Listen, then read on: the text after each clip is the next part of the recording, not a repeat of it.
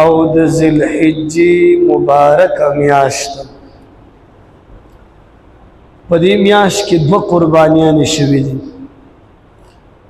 یو په 10 ذوالحجې باندې د حضرت اسماعیل علیه السلام قربانی شوی وه چې د هغې په ځای باندې موږ د څاروو ذبحه او قربانی وکړله.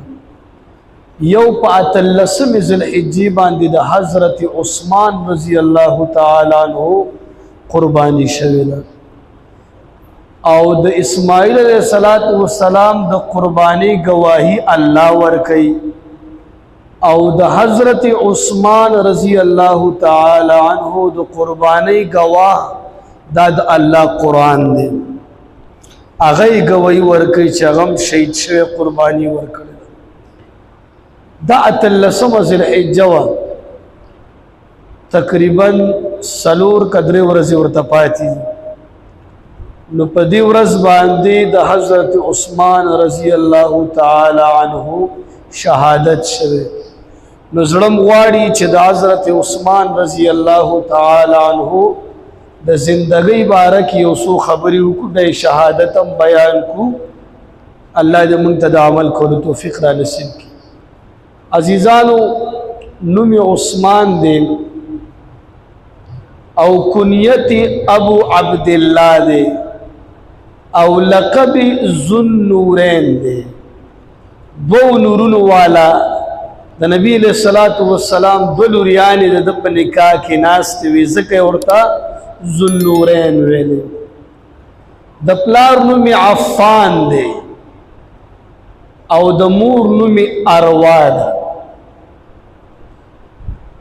د دې پیدایش د اصحاب الفیل د واقعین 6 کاله پس شوه، د ابرهه چې کوم واقع شوه ده، یعنی د نبی علیہ السلام نا تقریبا 6 کاله دا کشر ده. زمانه جاہلیت کی هم دا حضرت عثمان رضی اللہ تعالی عنہ طبیعت شریف الطبع خسته طبیعتو ذہین سڑیو او یو اعلی اخلاق ورته الله په زمانه جاہلیت کی هم ورکړو. دومره اعلی اخلاق یو چې د خپل خلکو با چې چاته ویل ز تاسو سره مینا کوم، نو وای داسې مینه به در سره کوم لکه څنګه چې قریش د عثمان رضی الله تعالی عنہ سره کوي. دا زمانه جاہلیت لا مسلمان شوه نو، اعلی اخلاق یو، سخاوت پکې د عمل ټیم نه پروت. زمانه جاہلیت کی زنا نه د کړي، زمانه جاہلیت کی شراب خوری نه د کړي، حالانکه عام و جائز ودا شراب څکل. زمانه جاہلیت کی بدکاری نه د کړي، سود نه د کړي. زمانه جاہلیت کی ناچ گانی لہو لعب یو کار نه د کړي. دو حضرت عثمان رضی اللہ تعالی عنہ د کپڑو تاجرو، دا ډېر لوی تاجرو، د کپڑو تجارت کول. لا مسلمان شوی نه دی، لوی تاجر دی دا او خلک ورسره ډېره زیاته مینه لري. نبی علیہ السلام چې د پیغمبرۍ دعوه وکړله، تقریبا 4 کس دا حضرت عثمان رضی اللہ تعالی عنہ چې دا ابوبکر سے په وینا سره دا مسلمان شو او کلمه ویلې.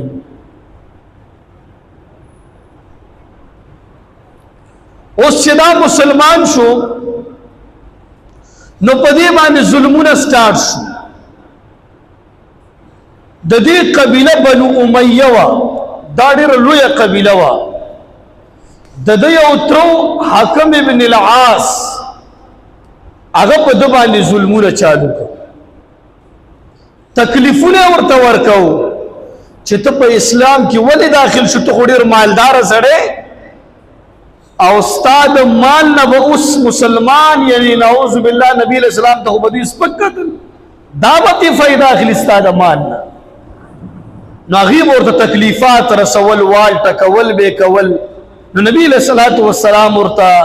حکم وکړ چې ته د حبشي هجرت وکړه. د نبی علیہ الصلوۃ والسلام ګلوریان د پنیکا کې پاتې شوی. یو حضرت رقیہ رضی الله تعالی عنها ورته ورکړه. هغه په دویمه هجری کې وفات شولا. داغین پس ورته کلثوم رضی الله تعالی عنها په نکاح باندې ورکه په نهم هجری کې هغه وفات. نبی علیہ الصلوۃ والسلام فرمایل با وای که زما سلوی خلوریان وی ما با پر لپسی حضرت عثمان رضی الله تعالی عنه تورکول. دا دومره لوی صحابیو د دین لپاره خدمات تکالیف د ډیر زیات تیر کړي، باوجود د دې نه چې مالدار ترین سره و دا دې ته به ذل هجرتین ویل. دوه هجرتې کړي، یو حبشي ته یو مدینه منورې ته. حضرت عثمان رضی الله تعالی عنه د نبی صلی الله علیه وسلم په هر کار کې مرسته کړې ده. چې کله هجرت مدینه ته وشو، مهاجرین او صحابه ته د اوبو ډیر زیات تکلیف. صحابه رسول الله مبارک تبارک الته یو کوو بیر روما به ورته ویلې. هغه د یو يهودي سره، هغه يهودي په دې باندې پیسې ګټل، چاته به چې وبور کا هغه نه پیسې اغستل. نبی علیہ الصلوۃ والسلام حضرت عثمان رضی الله تعالی عنہ تو فرمایل وی ته خو تاجر سره کدا کوې واخلی تا د پاره زه د جنت وعده کوم. هغه يهودي ته کېناستو، ورته وی دا کوې په ما باندې را خرڅ کا. يهودي ورته وی دا کوې زما ذریعہ د معاش تا، په دې باندې پیسې ګټم، نیم بدر خرڅ کما. وی نیم را خرڅ کا په 12,000 درهم باندې تی واغ 12,000 درهم نیم کوې تی واغستلو. د دوی فیصله په دې باندې وشوه چې یو ورځ به زه د اوبه خرڅومه او په سبا باندې به ستا نمبر کتی خرڅې او کنې خرڅې خپل کار دی. حضرت عثمان رضی الله تعالی عنہ سره لیکلو کو چې بالکل ټیک ده. نو یو ورځ باغی خرڅول په سبا باندې به حضرت عثمان رضی الله تعالی عنہ ټول ته اعلان وکړو چې کافر دی که مسلمان دی راځي وي فی سبیل الله وبته وړي. نو مسلمانانو او کافرانو به وبه جمع کړل په سبا باندې چې د هغې نمبر وبه به ترې نه اخسته، ولې وبه خو به جمع و. بل ورځ باندې به وبه ختم شو، بیا به راغی د حضرت عثمان نمبر به او وبه به یې وړه. یهودي چې کله وکړه ته دی را سره کم چل وکړه، ویل راشه ما سره کېږده نوم کوې نور هم خرڅوم در باندې. علن کې که دا موته په شان سړی وه به ورته خپل کار کوه، دا نیم درنه نه علمه بس زما په نمبر باندې ټول کار کېږي د خلکو. دورته نه وای دا 8000 روپۍ نور والا او ټول کویت په 60,000 درهم باندې واغست او اعلان وکړ چې کافر وي که مسلمان وي، يهودي وي که عیسائی وي، اذن عام دي هر سړی د راځي وبر ځان ته. نبی علیہ الصلوۃ والسلام سره د جنت وعده کړی و چې دا کوی د واغستا لپاره جنت په الله تعالی جنت درکړي. دا څوک؟ حضرت عثمان رضی الله تعالی. په غزوه تبوک کې نبی علیہ الصلوۃ والسلام مالی لحاظ سره ډېر کمزور و، اعلان وکړ چې امداد وکړي. حضرت عثمان رضی الله تعالی عنہ دومره مال راوړلو چې نبی علیہ الصلوۃ والسلام لاس اوچت کو چې اے الله زه د عثمان ناراضی یم، ته ترې راضي شي. وای اے عثمان که دې نه پس د سم کول الله به تا نه رانیسي. دا څوک؟ حضرت عثمان رضی الله د دې وفات 18 ذوالحجې کې دی. موږ تاسو نو خبر د صحابو د زندګۍ نه یو خبر، که د صحابو زندګۍ باندې موت رڼا واچو موت ته باندې ځوش. وبیری نبی علیہ الصلوۃ والسلام وعده وکړه چې مسجد نبوي ته چا زمکه واغستله د جنت وعده ور سره کوم. وبیری حضرت عثمان لاس چت کړي زمکه اغستی مسجد نبوي ته او هغه سره یو ځای کړي. کورونه چا نه خرڅول، لکه اوس دا جمعات د شوخوا کورونه څوک نه خرڅوي. هغه ته زاری وینت کو چې رسول الله مبارک زمکه په کار د مسجد نبوي لپاره او هغه نه به زه واغستو په پیسو باندې او نبی علیہ الصلوۃ والسلام سره به یو ځای نبی علیہ السلام ورته دو پیری بلکې درې پیری ابو موسی اشعری رضی الله تعالی فرمای و یو واره ما ته نبی علیہ الصلوۃ والسلام فرمایل چې بشره بالجنه عثمان ته خوشخبری د جنت ورک دا سلوی صحابي دا جلیل القدر صحابي دومره سخاوت ورته الله ورکړو چې د خپل د مال بالکل لحاظ به نه ساتل ابو بکر صاحب زمانہ وا او مسلمانانو باندې قحط راغی ابو بکر صاحب زمانہ وا وې د 1000 اوخان سره د سامان نه وې دای تجارت چې را روانو دا ټول راوړو د ابو بکر صدیق رضی الله تعالی عنہ مخ ته وړاندې چې مسلمانانو باندې قحط راغلی دا لوی لوی تاجران راغله ورته ویل اے عثمان دا مونږ ته په دوچند ګټه باندې خو راکې لکه که په 1 لک درهم دی رسي 2 لک درهم والا وای نه نه وای الله ما ته دیرم زیات راکې وای په 3 چند راکې وای نه دیرم ما ته الله زیات راکې وای په 4 چند راکې په 15 اته چند مطلب که په 1 لک درهم دی رسي 8 لک درهم د سامان راکوي نه نه نه ما ته الله دینم زیات راکې ابو بکر صاحب ته ورګ وای ما ته الله ما دا په 10 چند باندې اخلي زر او خان سره د سامان په دې باندې تجارت سامان پروتو او دا به دې د پاره چې دا به خرڅولو او ربړو ابو بکر صدیق رضی الله تعالی عنہ ته او فرمایل وای دا والا د مسلمانانو قحط دې دا مسلمانانو ته ورکه زمانه طرفه دا سخاوتو دا الله نه ير سمروا جنازه به چوکتل جړل به قبرستان ته بچلاو دومره به وجړل چې ګیره مبارک به لمدش ولا حالن کې درې پیری سلور پیری د نبی له سلام د خلینه د جنت د خوشخبری وتی و نبی له سلام ورته فرمایو چې جنتی چې قبرستان ته وتلو دومره به جړل چې دا ګیره مبارک به مکمل لمدش ولا چا ورته دومره ولې جاړي وای دا خو یا د جنت د باغچونه یو باغچه ده او یا د جهنم د کندونه یو کند ده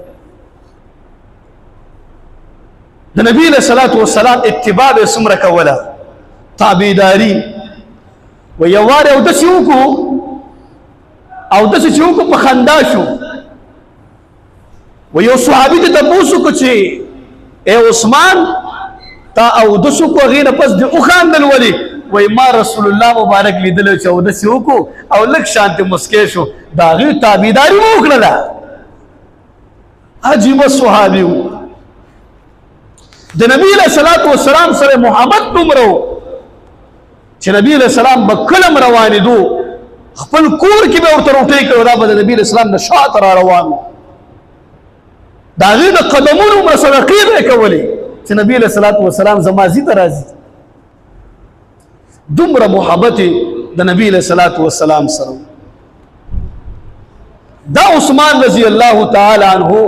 شهادت پاتل لسم ذوالحجې کې یعنی د پیر ورځ تقریبا راځي الته خو هغه ټیم ورځ د جمعې و خو اوس چې لسم ته حساب کې د پیر ورځ تقریبا راځي د دې حضرت عثمان رضی الله تعالی عنہ شهادت شوه د دې شهادت څنګه شوه عزیزان 12 کاله د حکومت کړي 12 کاله تاسو ته باندې دا بحری جنگونه د په وخت کې سٹارټ شوي دي د عمر سے په زمانه کې دا ایران دا ټول فتح شوی پاکستان دا هندوستان دا د عمر سے په زمانه کې ټول ختم شوی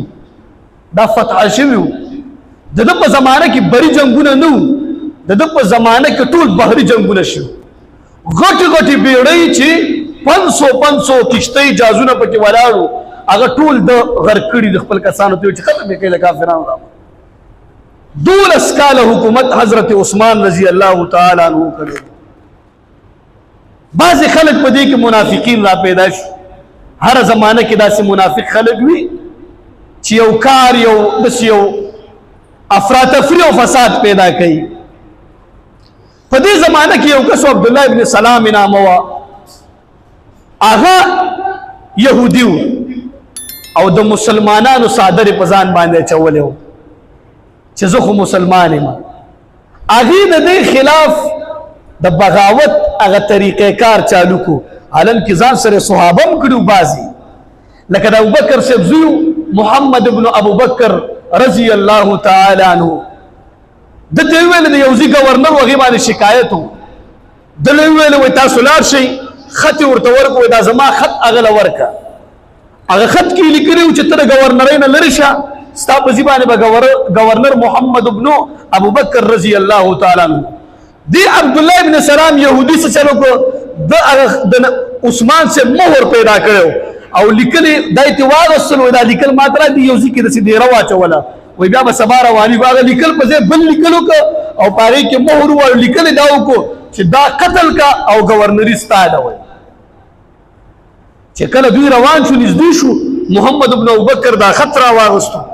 چې دې کې خو لیکل چې دا محمد ابوبکر قتل کا او گورنری ستاده مهر په عثمان سے لګیدل اگر واپس شو او حضرت عثمان رضی الله تعالی عنہ او تا ما سره کوم چلو کوی زه د ولې ګلم گورنری تا اول د لیکل دا کړی چې دا قتل کا دومره حد پورې مراغلی چې دوی د عثمان سے بغاړه تلاش واچو هغه ورته خبر وکا وې محمده کستا پلار ابوبکر په دې وخت کې وې او تا زما غریوان تلاش چولې وې نو سہالات بو و هغه ډایرک لاس لري او توبه یې وستروان شو دا خو غلطه کومه دی يهودي عبد الله ابن سلام ټول مسله جوړه کړې و دا صرف دې لپاره چې د اسلامي سلطنت مخې ته بغاوت شروع کی لکه دا سلطنت عثمانیه چې مران شو یو د درې مسلمانانو بغاوت چالو کړ ټول سلطنت ختم شو نو دغه رنګ په دې کې بغاوت چالو دوی کم کار وکړو دوی یو میټینګ وکړو په دې شوخوا علاقه کې چې کوم د مسجد نبوي شوخوا دا باندشانو پټ ځکه خپل کې مشاورت وکړو چې موږ به عمله کوو خو په داسې ټیم کې چې ټول خلک حج ته لاړ شي لسمه ذوالقعده وه چې دوی محاصره د عثمان رضی الله تعالی عنہ د کور نه وکړله عائشه رضی الله تعالی عنها تلو حج له ټول خلک تلیو علي صاحب پاتې و حسن صاحب پاتې و حسین پاتې و عبد الله ابن زبیر پاتې و حضرت زبیر سے دا ټول صحابه پاتې و خالي یو اویا یا 50 صحابه نو ټول تلیو دوی ویل که موږ عمله په داسې ټیم کې ونکړو موږ وار خورو ولې صحابه خو په عثمان صاحب باندې سر ویري دوی په لسمه ذوالقعدې باندې حمله وکړله د عثمان رضی الله تعالی عنہ د کور محاصره یې وکړله عثمان صاحب ورته فرمایي وایي ما څه کړي دي وایي تا داسې کړي دا کړي دا کړي ورته وایي ګورئ دا افواګانې دي دلته بعضې خلک یهودیان دي او وینه تویول غواړي د دې د وجې نه تاسو کوشش وکړئ چې دې کې مه راځئ دوی وایي پلان جوړ کړو چې موږ به دا قتل کړو حضرت عثمان رضی الله تعالی عنہ په چھت باندې ودرېدو او خطبه ورته وکړه چې خلکو سړی په درې وجو باندې قتل کیږي یو وجه دا چې قصدن قتل کړی وي اب قصاص کیږي یو وجه دا چې زناکاری کړي اب سنگساریږي او یو وجه دا چې مرتد شي او سړی د اسلام نه ووړيږي اب هم قتل کیږي ما کم کار کړی دی اے خلق تاسو ته پته ای چې نبی علیہ الصلوۃ والسلام په څلور مقاماتو کې ما د پاره جنت زیره کړی دی اے خلق ما د مسلمانانو څومره امداد کړی دی تا خبره کوله ام حبیبه رضی الله تعالی عنها راولو سلوی خرجی په باندې او باندې کړو هغه وبا چې د په پیسو باندې دا کوې شوو هغه په باندې بند شي ام حبیبه رضی الله تعالی او بازار سره وړه هغه بهر چې کوم منافقین ولاړو هغه ته وبو واغست مسلمانان هغه حضرت علی سے تلوار را واغستو ورته وی امیر المؤمنین من ته حکم وکا چې من به خلکو سر والو زو وی علی وی دا زمانه ذات مسله ده وی کدا د اسلام مسله وا نو ما به تاسو له حکم درکړ دا خو زمانه ذات مسله ده دوی ما پس خبره کوي چې تا کې دا کارونه دي او زه ته چې ما کې نشتا نو ځکه د ذات لپاره زه په نبوي کې مسجد نبوي کې مدینه منوره کې زمينه نه تویوم علي صاحب هم تلارو بیا ورته بل مشوره ورکا وای کدا شو کو چې ته په دې بل زبان دی وځي دا دیوال د ختم کو او تلاړ شي شام طرف ته چې کوم ځای کې د امیر معاویه رضی الله تعالی عنہ خلافت دی هلته لاړ شي هغه خلک ښه خلک دی وایي نه دا هم زه نه غواړم چې د رسول الله مبارک ګاونډیتوب پرېږدم دا هم زړه نه غواړي عثمان رضی الله تعالی عنہ په 18 ذوالحجې باندې د شپې خوب ګوري د جمعې په شپه باندې نبی علیہ الصلوۃ والسلام ورته خوب کې راځي ابو بکر صاحب عمر سره عمر صاحب عمر سره وای اے عثمان من ستا انتظار کو چې روزه به زمونږ سره ماته وای سحر چې را پاسېدو او ځان تیار کور ته پته ولګېده چې نبی علیہ الصلوۃ والسلام زما په انتظار کې دی او زما د شهادت ورځ راغلی ده حضرت حسن او حسین په گیټ باندې ولاړو تیرونه نیولو په گیټ باندې ولاړو او حضرت علی صاحب هم ولاړو چوکیداری کوله ټول صحابه ولاړو چې کوم موجودو سچ حج تتلیو د ځان تیار کو د خپل خزې ته نیله رضی الله تعالی عنها ته فرمایل وای زما وخت را نږدې شوی دی د مازیګری ټیمو عثمان رضی الله تعالی عنہ تلاوت کولو اول سپاره په ختمېدو کې وا فسيكفيكهم الله آیات یو څو کسانو په حمله وکړه هغه کې یو بدبخت چې کومو سودان بن حمران دا بدبختو او یو بدبخت عمر ناموا عمر ابن الاحمق احمق ولکی قمقلتا دا د قمقل بچي بکیو یو په سیده ډبو چلولو چې را پریوت عثمان سے بل په ډبو چلولو چې په دې باندې والو نو هغه خزي نیله رضی الله تعالی عنہ د عثمان سے په دې باندې لاس کې غسدري ګټي دا غیم کټ شولې اغم به هوش پریوتا حضرت عثمان رضی الله تعالی عنہ په 18 ذوالحجې باندې د مازیګری ټیمو او شهادت یو خړلو دا 18 ذوالحجې درې ورځې پستا الله پاک دې د شهادت قبول او منظور ګرځي او زمنګ د طرفه د ټول امت مسلمه طرفه د الله راضي شي